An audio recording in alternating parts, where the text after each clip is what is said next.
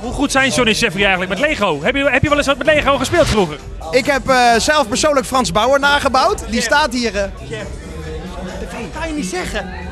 Ik heb een poging gedaan tot Frans Bauer maken van Lego. Het is niet gelukt, dus ik heb er niemand anders over gelaten. Ik heb daar zo mijn mensen voor. Je bent bij de wenkbrauwen gestopt. Je hebt alleen dit gemaakt van Frans Bauer. Ik had 2 zwarte blokjes. Ik heb technisch Lego en een nieuwe Lego Ninjaku.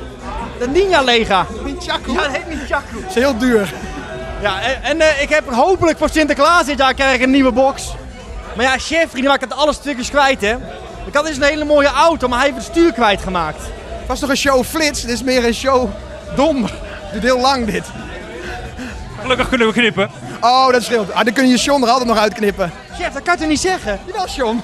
Nou, we gaan in januari het theater in, samen met Jumbo, Kevin Hellenbrand. Daar gaan we beelden schieten en die komen op een DVD samen met al onze clips.